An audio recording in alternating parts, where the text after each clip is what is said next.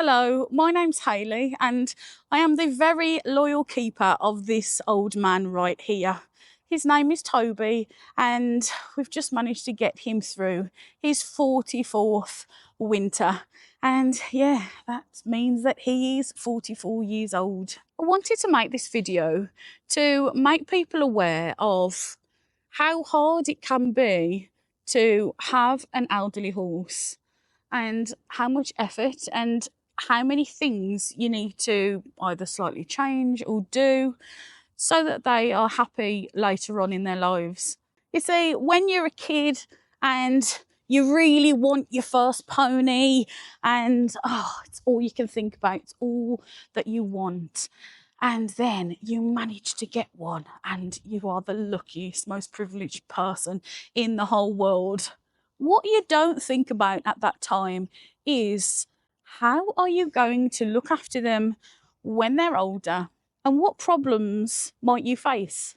Now, I know that most horses don't live to this incredible age. I think the oldest one I've ever met was 47 and well, that was a long time ago.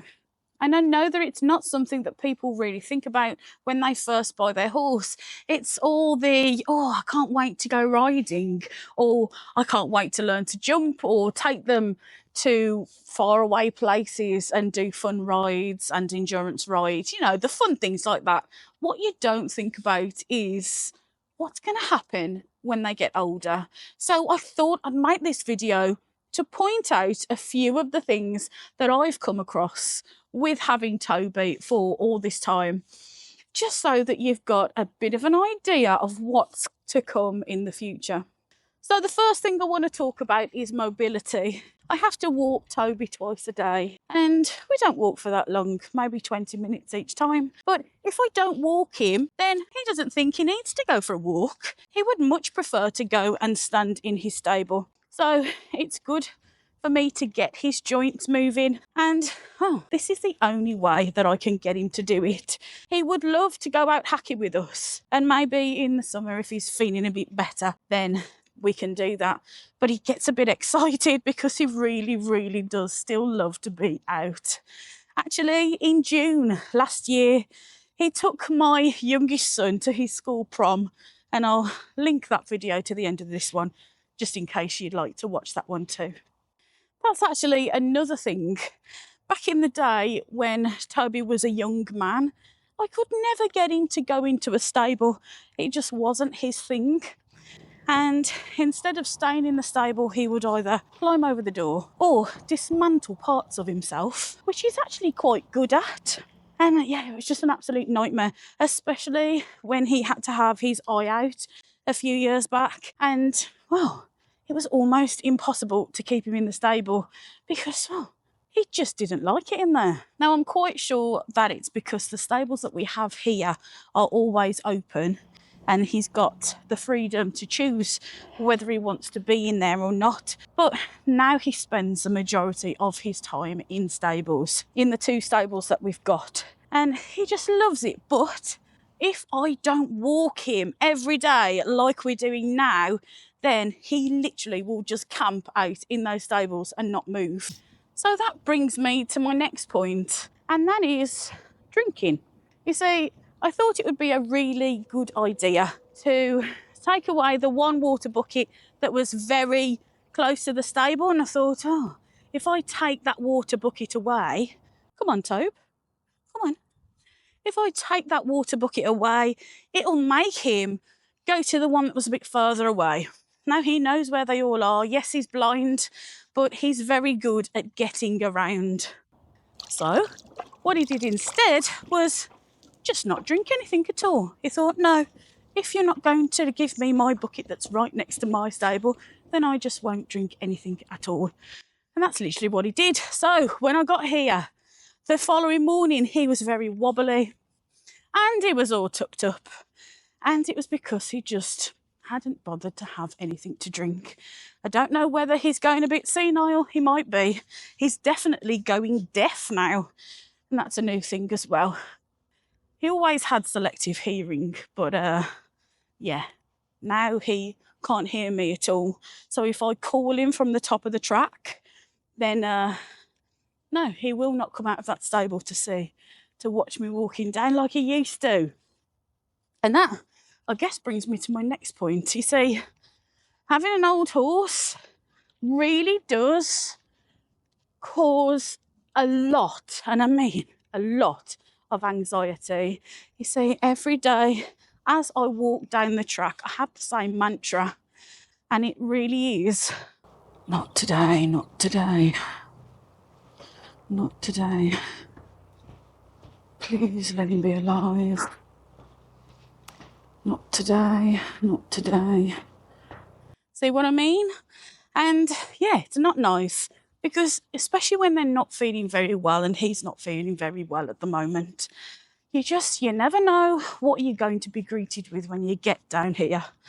And it is really quite stressful. So what's next on my random list of things that have happened to Toby and how he's changed in his elderly years? He has shrunk. I really didn't know that was a thing. But he was always 14.3. You know, he was always almost a horse, but not quite. And the great thing about him is you could just whack a set of shoes on him and all of a sudden he became 15 hands. And then as an adult, I could ride him in adult classes. But now he is bang on 14 2 hands. So he's shrunk a complete inch. He's also gone down a rug size, because it's always been in a 6-foot rug. For as long as I can remember, he's always had a 6-foot rug. Nothing bigger, nothing smaller. But now I'm having to buy him 5'9" rugs. And I've just taken delivery of the 11th rug for this winter, because one of the things that he also loves to do is shred his rugs. They usually last him about a week. And he has to wear one because of his age and how fragile he is now. But he absolutely hates wearing a rug. His eyesight has become more of an issue. He's always been blind, but he also had about 10-15% vision in his right eye, where that's deteriorating a lot now too. And a few years back, he had to have the left eye removed completely because the blind eye had deteriorated so badly. And that's just something that happens with age. The other thing I want to talk about is their feet. Their feet get a lot softer and almost crumbly, and they don't grow as quickly as they used to. So yeah, he doesn't need trimming as often. So it saves you some money there, but it also means that if he gets any cracks or any chips, it takes a long time for those to grow out, which is always a bit of an issue. Arthritis. He can be quite stiff in the mornings when he's been warm in his stable overnight, and of course he doesn't want to go walking. I found that the best thing to use are magnet boots, and I just use Paston wraps and I wrap them around his actual legs and I swap them over every 24 hours, so they're on the fronts and then they're on the backs and then I swap them back to the fronts, and I found that that works really quite well. So another thing is their teeth. Now a horse's teeth are all up here in their head when they're born. They have all of their teeth, just like we do, and then they come down. As they wear down their teeth, they come through further, and if they don't wear them down evenly, then obviously you have to have a dentist come out and just rasp them down. But yeah, Toby at his age now doesn't have any teeth. He has a little bit of a stumpy thing at the front, but he can't chew as well as he used to. So feed has to be very soft and easy for him to eat and to swallow without chewing so much. Another thing is that his tastes have changed. I don't think it's because he can't chew it, but he's completely stopped eating hay. He just doesn't want to eat it anymore. And I know you'd probably think, oh, it's because he's got no teeth. Actually, no, he will eat straw. Now, I know what you're thinking. I'm really old school too, and I was always told that you don't let a horse eat straw. But I'll be honest with you, he likes eating it. If it's something he's going to eat, then at his age, I'm not being funny, but he literally can eat whatever the hell he wants to. He started by just eating it off the floor, and I thought, well, if he's going to eat that, that's fine, but I'd rather him have it in a net so that it's not on the floor and not getting all mucky. So all I do now is I put hay in the bottom of the net. I put one section of straw in the middle and hay in the top of the net because my horses like to share, and that way he gets to stand with the other two and still eat out of the net like he always has done. Now, I don't recommend feeding straw to your horses, but if it works, it works. And with him, it really does work. Toby. Now, the other thing, his mood has changed as he's got older. He was always very strong-willed. He was a stallion for a very long time. But now he's become really, really cantankerous. And if he doesn't want to do something, he's just not going to do it. It's like he doesn't want to walk here at the moment. He doesn't want to walk round. He does not like this walking session. But he's got to. And he'll just keep pushing me over to the side and saying, look, I don't want to walk this way. I want to walk back to my stable, back to the rest of my herd, and suck on some straw, because at 44, that's his prerogative and that's what he wants to do.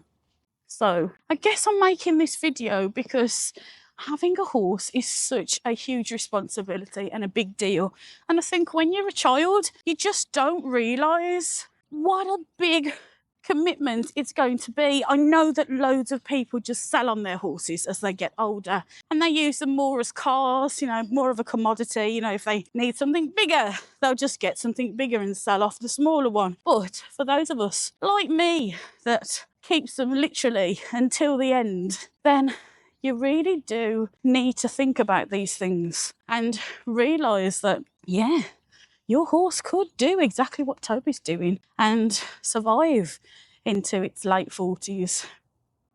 Is that something that you'd be able to deal with, that you'd be able to accommodate? It is such an amazing privilege to be able to look after your horse for your whole life, from when you're a child right up into adulthood and into your old age. But it really is something that is hard. It's hard emotionally, it's hard mentally, and, well, I feel like we have them for such a short time and we just need to cherish them as much as we possibly can.